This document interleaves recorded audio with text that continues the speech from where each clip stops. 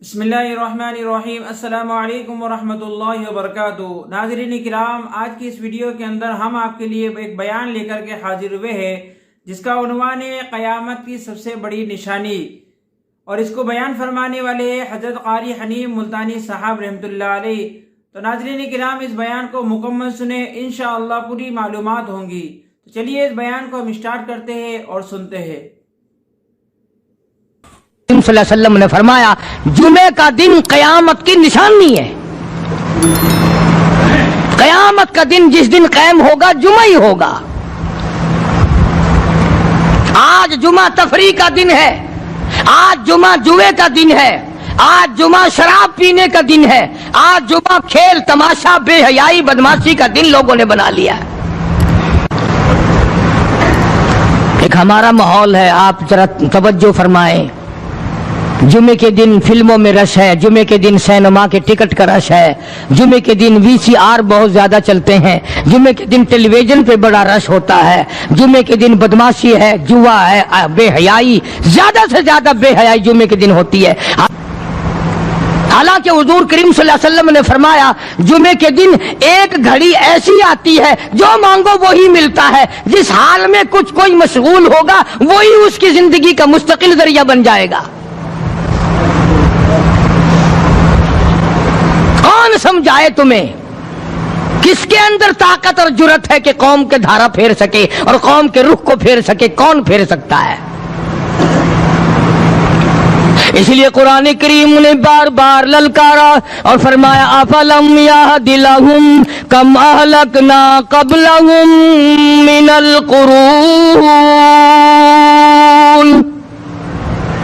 اکڑنے والوں، بدماشی کرنے والوں، بے غیرت کمینوں، باداؤ، جب میرا قہر جوش میں آئے گا پھر ایک دو کو نہیں، پھر بستی کی بستی، ملک کے ملک اجاڑ کے رکھ دوں گا۔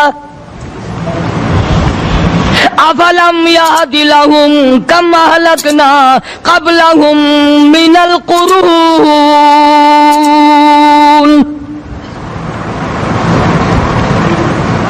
میں نے قرن کے قرن اجاڑ دیے، میں نے روئے زمین کے مالک اجاڑ دیے، میں نے ملکوں کے بادشاہ اجاڑ دیے، میں نے وزیر اعظم اجاڑ دیے، میں نے گورنروں سے بھیک کے ٹکڑے منگوا دیے۔ میں وہ خدا ہوں وتعز من تشاء وتذل من تشاء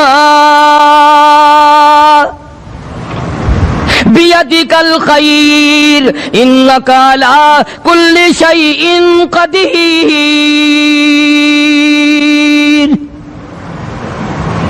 سارا نظام میرے ہاتھ میں ہے۔ تبارک الذی بیدہ الملک، برکتیں میرے پاس ہے، رحمت میرے پاس ہے، خیر میرے پاس ہے، بھلائی میرے پاس ہے، سلامتی کے خزانے میرے پاس ہے، امن کے خزانے میرے پاس ہے۔ وہو علی بیدہ الملک، ملک میں راج میرا، وہو علی کل شیء قدیر۔ ذرے ذرے پہ قبضہ میرا، پتے پتے پہ قبضہ میرا، پہاڑ کی ایک ایک کنکر پہ قبضہ میرا، سمندر کے قطرے قطرے پہ قبضہ میرا۔ تو ہوتا کون ہے اکڑ کرنے والا؟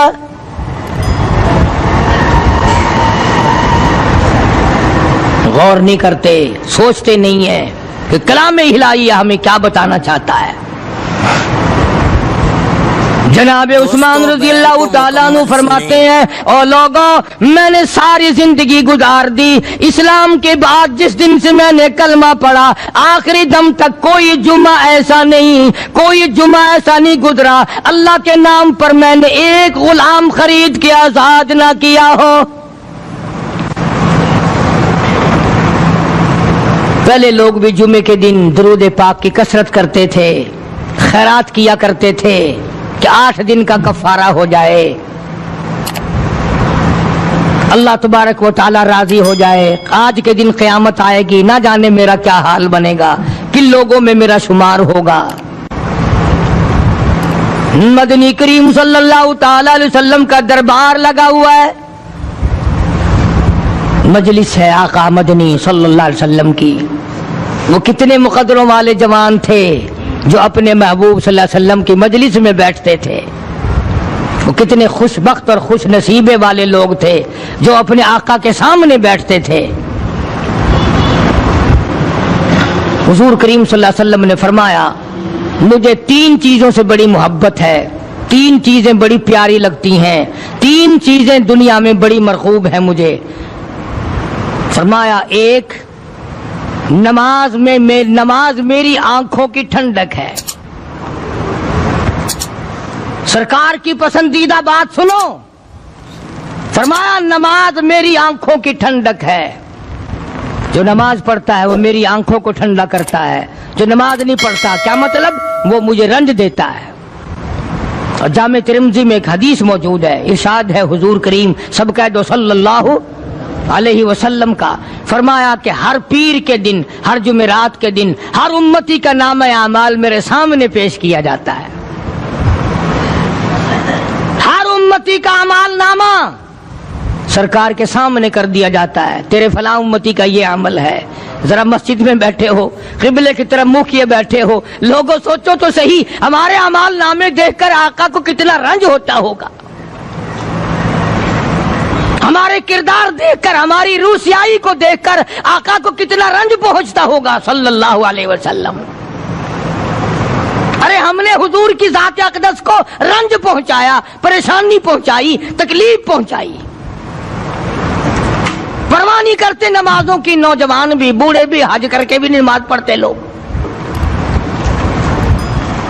اور اب تو ویسے بھی دانا بینا لوگ ہیں۔ تو آپ نے ارشاد فرمایا کہ میری آنکھوں کی ٹھنڈک نماز میں ہے، 3 چیزیں مجھے پیاری ہیں پوری دنیا میں، 3 چیزیں پسندیدہ ہیں میری۔ سب سے پہلی فرمایا نماز میری آنکھوں کی ٹھنڈک ہے، قرۃ عینی فی الصلاۃ او کما قال النبی صلی اللہ علیہ وسلم۔ فرمایا جس آدمی، جس امتی کا یہ دل کرے کہ میں نبی کی آنکھ ٹھنڈی ہو، اسے چاہیے کہ نماز پابندی سے پڑھے۔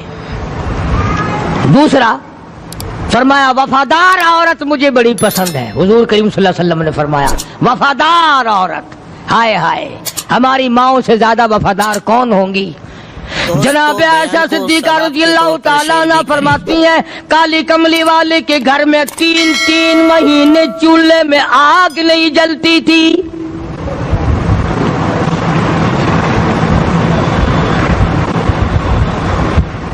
دوسروں کے واسطے ہے سیم و زر و گوہر، اور اپنا یہ حال ہے کہ چولہا ہے بجھا ہوا۔ جناب عائشہ صدیقہ رضی اللہ تعالیٰ عنہ فرماتی ہیں ہمیں 24 گھنٹے میں 1 پانی کا پیالہ اور 1 کھجور کا دانہ ملا کرتا تھا۔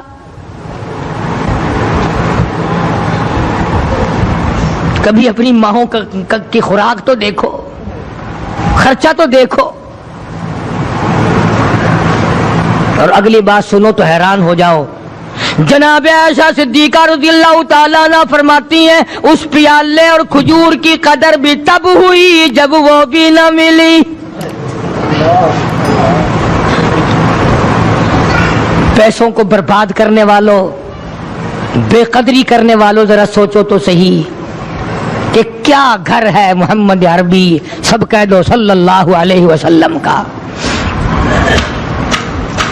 اسی گھر سے خیر و برکت ملی صحابہ کرام کو، لیکن دنیا نہ تھی، بلڈنگ نہ تھی، کوٹھی نہ تھی، بنگلہ نہ تھا، چہل پہل نہ تھی۔ اچھا ایک بات اور آج یاد کر کے لے جاؤ، یہ تو مجبوری ہوئی نا، یہ تو ایک مجبوری ہوئی، پریشانی ہوئی، محتاجی ہوئی کہ پانی کا 1 پیالہ اور 1 کھجور کا دانہ ملتا تھا۔ اور اگلی بات سنو تو حیران ہو جاؤ، مجبوری اور چیز ہے، اختیار سے کرنا اور چیز ہے۔ جناب فاروق اعظم رضی اللہ تعالیٰ عنہ کی حکومت ہے، عائشہ صدیقہ رضی اللہ تعالیٰ عنہ کا سال کا خرچہ 12,000 روپیہ بوری میں بھر کر حضرت عمر نے حضرت عائشہ کے گھر پہنچا دیا، لو تمہارا یہ سال کا خرچہ آ گیا۔ سال کا خرچہ حضرت عمر رضی اللہ تعالیٰ عنہ نے جناب عائشہ صدیقہ رضی اللہ تعالیٰ عنہ کے پاس بھیجا۔ اتنا بڑا بورا بھر کر آیا. اللہ غنی، بجائے خوش ہونے کے، بجائے مچلنے کے، بجائے فخر کرنے کے، اپنی خادمہ سے فرمانے لگی، حضرت عائشہ خادمہ سے فرمانے لگی، میں نے تو اپنے محبوب صلی اللہ علیہ وسلم کے پیٹ پہ پتھر دیکھے، میں نے تو کالی کملی والے کو فاقے کرتے دیکھا. خادمہ سے فرمانے لگی، اس بوری کے اور میرے درمیان میں کپڑا لٹکا دے، میری آنکھ دیکھنا گوارا نہیں کرتی، میری آنکھ دیکھنا بھی گوارا نہیں کرتی. اس نے کپڑا لٹکا دیا. اس کے بعد خادمہ سے فرمانے لگی، مدینے میں اعلان کراؤ، جس کو خیرات چاہیے وہ عائشہ کے دروازے سے آ کے لے جائے رضی اللہ تعالیٰ عنہا. سارے مدینے میں اعلان ہوگا، خیرات لینے والے آ جاؤ. شیئر ضرور کریں. ایک اور بات تھی اس وقت میں، ضرورت مند جاتا تھا، یہ نہیں کہ ٹیبک میں ہزاروں روپیہ پڑا ہوا پھر بھی مانگ کے کھانا ہے، جیب میں ہزاروں روپیہ پھر بھی مانگنا ہے، پلے سے نہیں کھانا. کہ جتنے بھیک مانگے ہیں نا، بھیک مانگنے والے، 1 کروڑ روپیہ دے دو انشاءاللہ شام کو پھر بھی مانگے گا. اس کے مقدر میں بھیک مانگنا ہے. اسے فرمانے لگی کچھ نہیں ہے. وہ خادمہ کہنے لگی کچھ نہیں ہے. اب وہ خادمہ کہنے لگی کہ اگر 1 ٹکے کا گوشت منگوا لیتی تو تم بھی اپنا روزہ کھول لیتی گوشت سے، میں بھی کھا لیتی. کیا جواب دیا اما عائشہ صدیقہ رضی اللہ تعالی عنہا نے؟ فرمانے لگی، اب تانا دینے سے کیا فائدہ، تو نے اس وقت یاد کیوں نہیں دلایا؟ اس لیے میں نے یہ واقعہ سنا دیا کہ پہلی بات سن کر کے تو آپ لوگوں کے دل میں بھی یہ بات آئی ہے نا کہ جی مجبوری ہے، چوری تو وہ کرنے سے رہی بیچاری. پریشانی جو ہوئی، غربت جو ہوئی، تنگی جو ہوئی، چلو پانی کا پیالے پہ گزر کیا. اور نہیں، یہ حضرات اختیاری بھی فاقہ کرتے تھے. اب 12,000 آیا اور افطار کرنے کے لیے چھچوا رہے، کھجور بھی نہیں. اور ہم تو خدا جانے کب کب تک کا انتظام سوچتے ہیں، پوتے پوتیوں تک کا انتظام جب تک نہ کر لیں اور اولاد در اولاد تک کا انتظام نہ کر دیں، اس وقت تک ہماری تسلی تو ہوتی نہیں. اسی کو مجذوب نے بڑے عجیب طریقے سے سمجھایا، کہتا ہے کہ آنے والی کس سے ٹالی جائے گی، آنے والی کس سے ٹالی جائے گی، اور جان ٹھہری جانے والی جائے گی، روح رگ رگ سے نکالی جائے گی، تجھ پہ ایک دن خاک ڈالی جائے گی. تیرے رشتہ دار عزیز اقربا دھڑا دھڑ مٹی پھینک کے ایسے آئیں گے گویا تجھے پہچانتے بھی نہیں. بڑی بڑی عجیب باتیں کہی مجذوب علیہ رحمت نے. اللہ کی رحمت نازل ہو اس کی قبر مبارک پہ، آمین کہو. کہتا ہے سب کی سب ہیں راہ روے کوئے فنا، سب چل رہے ہیں فنا کی طرف. اب یہ جو ہم لوگ بیٹھے ہیں نا، خوش ہو رہے ہیں، میری 50 سال عمر ہو گئی، میری 60 سال عمر ہو گئی، میری 40 سال عمر ہو گئی، میری 30 سال کم عمر ہو گئی. اور اصل بات ہمارے دماغ میں، اپنے آپ کو آخرت کے لیے جس قدر ممکن ہو سکے تیاری کریں. آج کل بڑی رات ہے، سویرے اٹھو، کم سے کم صبح و شام ہر آدمی 1 تسبیح درود شریف کی، 1 تسبیح استغفار کی، اور 1 تسبیح تیسرے کلمے کی. یہ تو کم سے کم ہو ہی جائے. بکواس کرتے سو جاتے ہیں، بکواس کرتے اٹھ جاتے ہیں. بلا ہے کوئی زندگی کا معاملہ؟ اللہ سے معافی مانگتا سو جا اور معافی مانگتا اٹھ جا، خدا کی قسم اللہ کا دریائے کرم جوش میں آئے گا. تو یہ ساری چیزیں میں نے لیے عرض کی. تو وقت پورا کرنے والا حساب نہیں کہ نہ جانے کس کو توبہ کی توفیق ہو جائے. کم سے کم ان 3 تسبیحوں کو ہر مرد عورت لازمی پکڑ لے.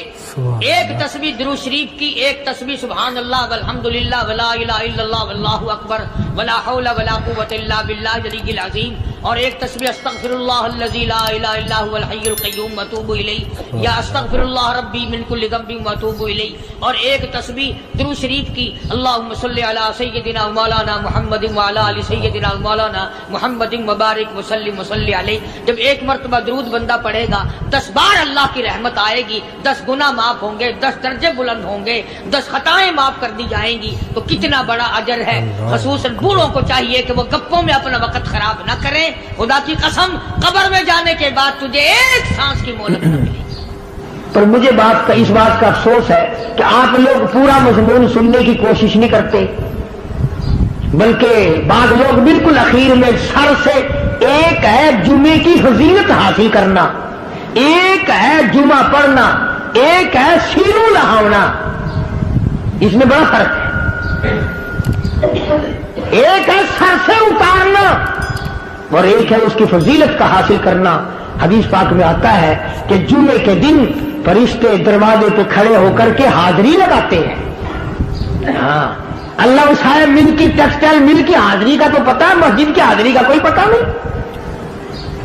اگر دیر ہو جائے تو وہ گیٹ کیپر واپسی کر سکتا ہے، اگر دیر میں آیا تو یہ فرشتہ نہیں کہتا، وہ لانتی ہوا پیچھے سے۔ بہت مدت کی بات ہے، علامہ یوسف بن نور رحمۃ اللہ علیہ زندہ تھے، میں کراچی تھا، تو حضرت نے مجھے فرمایا کہ جمعہ ہمارے یہاں پڑھا دو اب کے۔ میری والی وہ جمعہ پڑھاتا تھا ان دنوں میں، تو میں جب گیا تو ہم ایک چھوٹے سے دروازے سے داخل ہونے لگے۔ ایک پٹھان کہنے لگا پرلے دروازے سے چلو، میں بھی ادھر سے جاتا ہوں۔ میں نے کہا کیوں؟ کہنے لگا فرشتہ ادھر رجسٹر لیے کھڑا ہے، تم ادھر سے گھس جاؤ گے تمہارا حاضری نہیں لگے گا۔ وہ کہنے لگا فرشتہ بڑے گیٹ پہ کھڑا ہے، ادھر چلو۔ تو کم سے کم اس پٹھان کا تو یہ عقیدہ ہے کہ فرشتہ کھڑا ہے، اور تمہارا خیال یہ ہے کہ جمعے کے دن نہ فرشتہ ہے نہ خدا ہے، کوئی بھی نہیں ہے۔ اس لیے سیرت النبی صلی اللہ علیہ وسلم کا عنوان شروع ہوگا، وقتی آؤ پورا مضمون سنو تاکہ لطف آئے، دل و دماغ بنے۔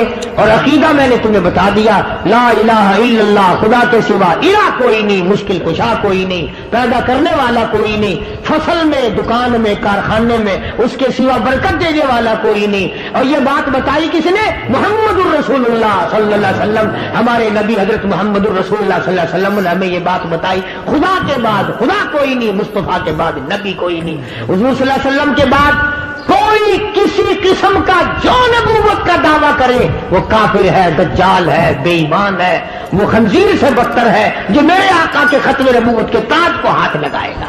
فرمایا لہم قلوب لا یفقہون بہا، اللہ پاک جل شانہ فرماتے ہیں جس کا دل قرآن کریم سمجھنے کا عادی نہیں، لہم قلوب لا یفقہون بہا، جس کا دل قرآن سمجھنے کے لیے تیار نہیں، وَلَهُمْ أَعْيُنٌ لَا يُبْصِرُونَ بِهَا، جس کا کان اللہ کا قرآن سننے کے لیے تیار نہیں،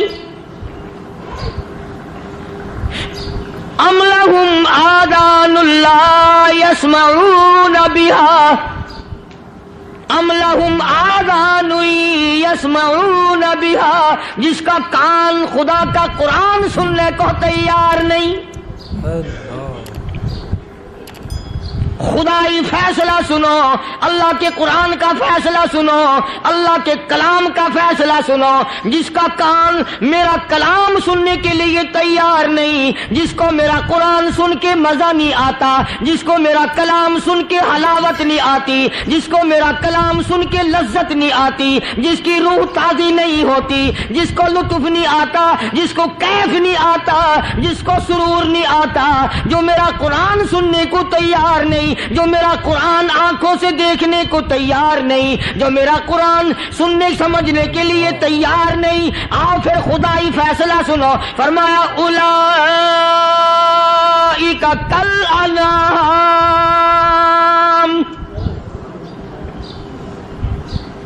میرا فیصلہ نہیں، کسی پارٹی کا فیصلہ نہیں، کسی فرقے کا نہیں، کسی طبقے کا نہیں، کسی جماعت کا نہیں۔ فرمایا اولئک الانعام، پیدا کرنے والا مالک و خالق کہتا ہے مجھے اپنی کبریائی کی قسم یہ سارے جانور ہیں،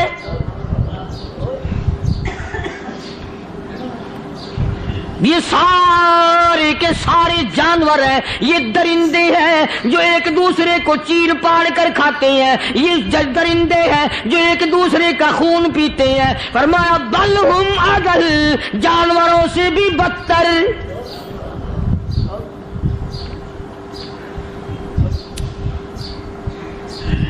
جس کے دل میں قرآن سن کر ترس نہیں، جس دل میں رحم نہیں، اپنے سے کمزور دیکھ کر جس کے دل میں شفقت نہیں، مہربانی کا مادہ نہیں. فرمایا وہ کوئی بندہ ہے، وہ تو جانور ہے. اور خدا قسم میں آ گیا، فرمایا بل ہم اضل، اس سے بھی بدتر. اللہ والے جو ہیں وہ ان خصلتوں کو دور کراتے ہیں، اور وہ آدمی کے مزاج اور دل میں سے ایسی چیزیں نکالتے ہیں جو اس کی بربادی کا ذریعہ بنتا ہے. دل کی بیماریوں کا کسی کو فکر نہیں. بخار ہو جائے، آپ چڑھ جائے، آپ کو پتہ چل جاتا ہے. نزلہ ہو جائے، آپ کو پتہ چل جاتا ہے. کھانسی ہو جائے، پتہ چل جاتا ہے. دل کی بیماریوں کا کیا پتہ چلے؟ صحابہ کرام رضوان اللہ تعالی علیہم اجمعین کی جماعت کے اللہ پاک کے محبوب حضرت محمد الرسول اللہ صلی اللہ تعالی علیہ وسلم نے دلوں کی صفائی کی. پہلے لوگ جھونپڑیوں میں، کچے کوٹھوں میں رہتے تھے، نہ اتنی صفائی تھی، نہ اتنی ترقی تھی. آج برتنوں کی صفائی دیکھو، کپڑوں کی صفائی دیکھو، مکان کی صفائی دیکھو، رات دن بس اسی دھندے میں لگے ہوئے. سارا دن برتن دھونے سے فرصت نہیں، سارا دن کپڑوں کے بناؤ اور سنوار میں فرصت نہیں.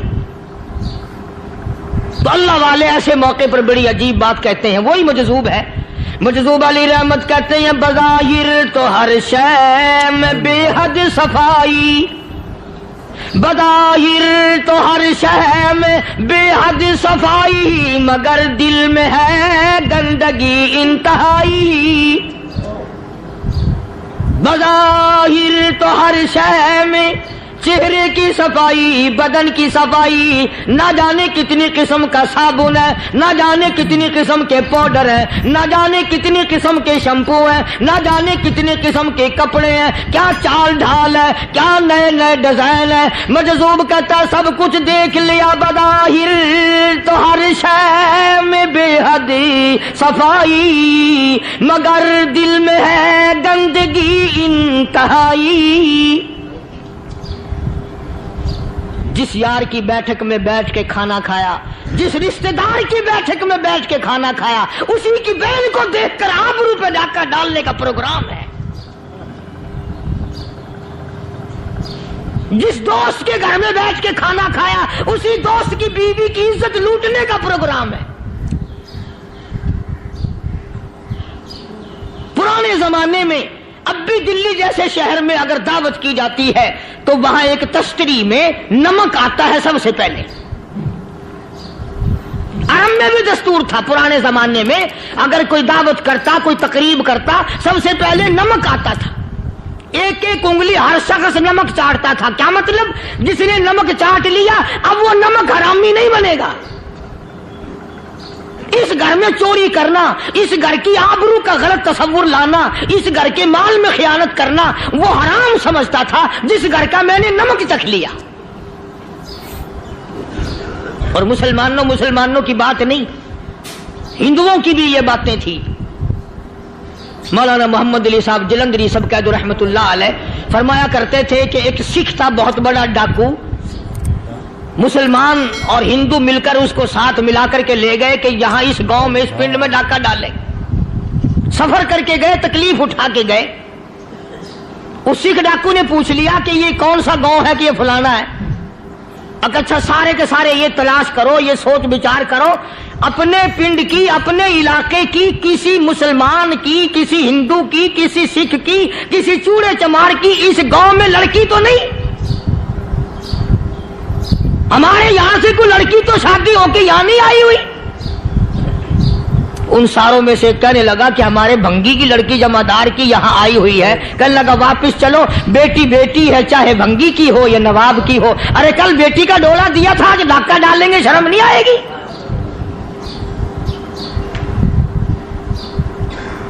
آج وہ تصور کہاں چلے گئے؟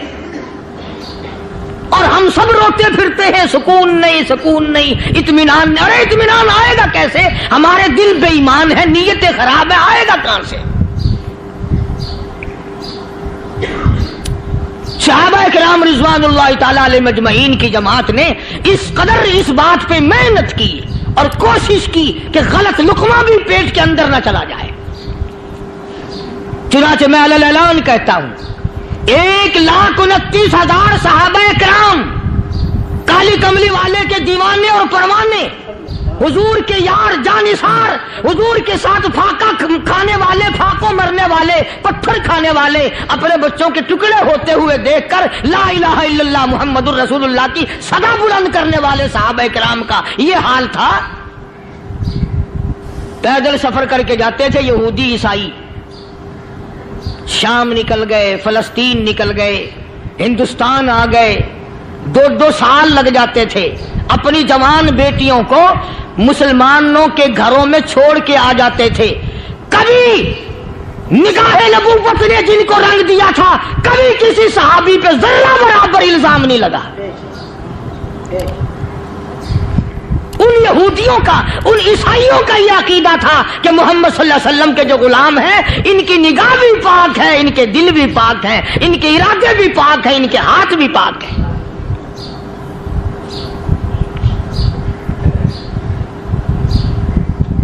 مصر کے گورنر نے، مصر کے جنرل کرنل نے خط لکھا سیدنا فاروق اعظم رضی اللہ تعالی عنہ کی خدمت میں. دور خلافت ہے حضرت فاروق اعظم کا. کیا خط لکھا کہ حضور مجھے کافی وقت گزر گیا ہے اور فلاں علاقے میں آپ کے حکم سے ہم نے جانا ہے اور راستہ صرف ایک ہے اور اس راستے میں جال بچھا دیا گیا. اب مجھے مشورہ دیں میں کیا کروں، حکم دیں مجھے. جال کیا بچھا دیا گیا کہ ہمیں پتہ چل گیا ہے عیسائیوں نے پروگرام بنایا، سینکڑوں لڑکیاں تلاش کر کر کے بڑی خوبصورت حسینہ اکٹھی کی ہیں، ان کو گانے بجانے کی ٹریننگ دی ہے، ان کو اچھی اچھی آوازوں والی لڑکیاں ڈھونڈ کے لائے ہیں اور انہوں نے یہ پروگرام بنایا کہ جب مسلمانوں کی فوج اس گلی سے گزرے گی ان کوٹھوں کے اوپر چڑھ کے گانا بجانا کریں گے تاکہ ان کے دل میں بدماشی آئے اور ان کا بیڑا غرق ہو.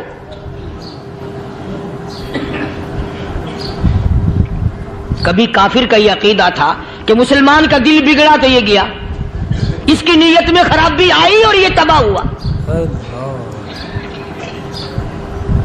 جناب فاروق اعظم رضی اللہ تعالیٰ عنہ نے اسے یہ خط نہیں لکھا کہ تو قرآن پڑھا کر، تو نفل پڑھا کر. امیر المومنین خلیفۃ المسلمین سیدنا فاروق اعظم رضی اللہ تعالیٰ عنہ نے اپنے جنرل کرنل کو خط لکھا کہ اس میں لمبی چوڑی فکر کی کوئی بات نہیں، اس میں کوئی پریشانی والی بات نہیں، کوئی سوچ و بچار والی بات نہیں. سارے تیری فوج میں، تیری کمان میں مسلمان ہیں، سب کو اکٹھا کر لے، ساروں کو اکٹھا کر کے قرآن کریم کے سورت نور کی 2 آیتیں سنا دے.